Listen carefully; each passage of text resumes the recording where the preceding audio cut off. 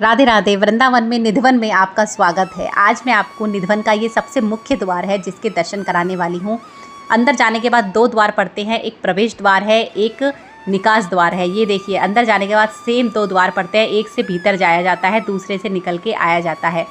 अंदर जाने के लिए इस तरह से शेड बना दिया गया है क्योंकि निधिवन के अंदर बहुत ज़्यादा तादाद में बंदर हैं। निधिवन अपने आप में भजन स्थली है। वृंदावन में मंदिरों के साथ साथ बहुत सारी भजन स्थली हैं, जैसे निधिवन है, सेवा कुंज है, किशोर वन है। इस तरह से बहुत ज़्यादा प्रसिद्ध भजन स्थलियाँ हैं। निधिवन क्यों प्रसिद्ध है इतना? बहुत सारे यूट्यूब पे और बहुत सारी दंत कथाएँ प्रसिद्ध हैं, लेकिन क्योंकि मैं वृंदावन से हूँ, आपको सच्ची और असली कथा बताती हूँ। निधिवन वही जगह है जहाँ पे श्री बांके बिहारी प्रकट हुए थे। जो बिहारी जी का आपने मंदिर देखा है, मंदिर में स्थापना बाद में हुई है मूर्ति की, पहले यहीं पे वो प्रकट हुए थे हमारे बांके बिहारी। और प्रकट कैसे हुए थे? श्री हरिदास जी ने अपनी संगीत साधना से उनको प्रकट किया था। श्री हरिदास जी तानसेन के गुरु थे। तानसेन वही जो अकबर के दरबारियों में 9 रत्नों में एक था और उनके यहाँ पे संगीत वगैरह की प्रस्तुति किया करते थे। तो तानसेन के गुरु थे श्री हरिदास जी। श्री हरिदास जी ने यहाँ पे संगीत साधना थे जो प्रकट किए बांके बिहारी, तो वो स्थल यहाँ पे है।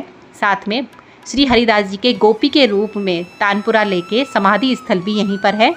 एक मंदिर है राधा रानी का, जिसमें राधा रानी कृष्ण भगवान के वस्त्र वगैरह चुराकर तो क्या कहेंगे, वस्त्र वगैरह लेके हरण करके यहाँ पे श्री कृष्ण भगवान के रूप में विराजमान है और अपनी गोपी और सखियों को दर्शन देती है। और स्वयं कृष्ण भगवान भी गोपी का रूप धारण करके यहाँ पे उनके दर्शन करने आते हैं। चौथी चीज़ है यहाँ पे रंग महल। रंग महल में नृत्य वगैरह, गान वगैरह चलते रहते हैं। कहा जाता है यहीं पे उनका श्रृंगार वगैरह वो राधा श्री कृष्ण किया करते थे। इस तरह से प्रसिद्ध है हमारा निधिवन। निधिवन की कथा हम इस तरह से शुरू करते हैं। सबसे पहले प्रकट स्थल पड़ेगा। प्रकट स्थल के बाद राधा रानी का जो मंदिर है जहाँ पे राधा रानी कृष्ण भगवान के रूप में विराजमान है वो पड़ेगा। उसके बाद जो समाधि स्थल है श्री हरिदास जी का, यही है श्री हरिदास जी, तो वही आएगा। और उसके बाद आएगा रंग महल।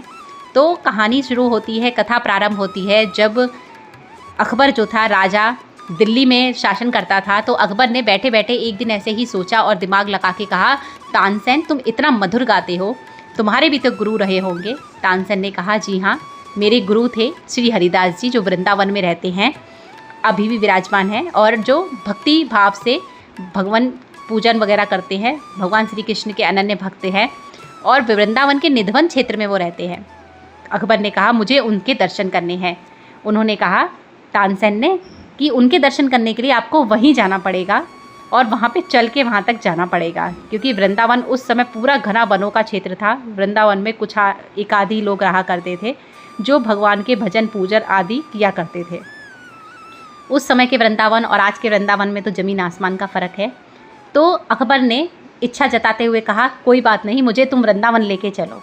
तानसेन अकबर को वृंदावन लेके आए, निधिवन लेके आए और निधिवन में जो पर्णकुटी के अंदर वो रहा करते थे, यही समाधि स्थल है श्री हरिदास जी का।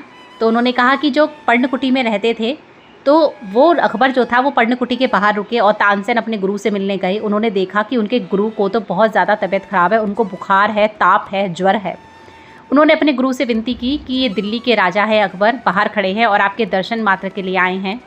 हरिदास जी इतने ज़्यादा तप वाले थे, उन्होंने पहले तो मना किया, कहा कि राजा और भगवान के आगे कभी भी अस्वस्थ आदमी को नहीं जाना चाहिए, क्योंकि अस्वस्थ आदमी को शुद्धता अशुद्धता का ज्ञान नहीं होता। इस वजह से उसे भगवान और राजा के सामने नहीं जाना चाहिए। लेकिन तानसेन के आग्रह करने पे हरिदास जी ने अपनी जो कपड़ा था, अपने जो लपटा हुआ कपड़ा था, उसको आदेश दिया कि हे कपड़ा, तुम ऐसा करो, खूंटी पे टंग जाओ और मेरा जो ज्वर है, मेरा जो ताप है, बुखार है, उसे धारण करो, सिर्फ उतने समय के लिए जितने समय मैं अकबर के साथ भेंट करूं। इतना सुनने मात्र से ही उनका जो दुपट्टा था, कपड़ा था, वो जाके खूंटी पे टंग गया और थर थर काँपने लगा, क्योंकि उसने उनका पूरा का पूरा बुखार लिया था। कुटी उनकी जो थी वो पत्तों की थी। यह सारी बातें अकबर बाहर सुन रहा था। अकबर बिल्कुल बहुत चक्का रह गया। उसे लगा इतने तपवान लोग इस धरती पर हैं। वो तुरंत ही उनके पैरों में गिर गया और बोला, मैं धन्य हो गया आपके दर्शन करके, बताइए मैं आपके लिए क्या कर सकता हूँ, मैं राजा हूँ, मैं आपके लिए बहुत कुछ कर सकता हूँ। हरिदास जी को लगा इसके अंदर तो घमंड है। उन्होंने कहा, जाओ यमुना किनारे एक आधी सीढ़ी है जो टूटी हुई है, सिर्फ उसे ही तुम बनवा दो। अकबर ने तुरंत अपने सैनिकों को वहाँ पर भेजा। सैनिक वो सीढ़ी देख के भौचक्के रह गए। उन्हें वो सीढ़ी पत्थर की जगह हीरे मोती मानिक रत्नों से जड़ी हुई दिख रही थी। उन्होंने वह तुरंत अकबर के पास वापस आए और उन्होंने अकबर से कहा कि महाराज, हम उस सीढ़ी को तो बिल्कुल भी ठीक नहीं करवा सकते, क्योंकि उसमें जितने रत्न हैं इतने तो हमारे पूरे कोष में भी नहीं हैं। इस तरह से अकबर का पूरा घमंड चूर हो गया। वह पुनः हरिदास जी से विनती करने लगा कि हरिदास जी, मुझे कुछ और सेवा का मौका दीजिए। हरिदास जी ने उससे वचन लिया कि ठीक है, तुम्हें वचन देना होगा कि तुम यहाँ पे आ गए, ठीक है, लेकिन अब तुम्हारे बाद कोई भी मुस्लिम राजा यहाँ पे ना आए। साथ ही यहाँ पे मदरापान और शिकार को पूरी तरह से बंद करवा दिया जाए। अकबर ने उनको वचन दिया और बड़े बड़े शिलालेख उसी समय से इस तरह से लगवा दिए। पूरे क्षेत्र में शिकार और मदरापान पे रोक लगवा दी गई। और औरंगजेब के समय में भी औरंगजेब ने अपने सेनापति को वृंदावन में मंदिरों को नष्ट भ्रष्ट करने के लिए भेजा, लेकिन उसने कभी वृंदावन में प्रवेश तक नहीं किया, क्योंकि उसे भी कहीं ना कहीं भय था कि वृंदावन के ऐसे साधु हैं जो उसको नष्ट कर सकते हैं। तो इस तरह से कथा संपन्न होती है निधवन की। निधवन दर्शन करने के लिए अवश्य आएँ। कथा अच्छी लगी है तो वीडियो को लाइक करें, चैनल को सब्सक्राइब करें। सब लोग मिलकर बोलें बांके बिहारी लाल की जय, वृंदावन धाम की जय। राधे राधे।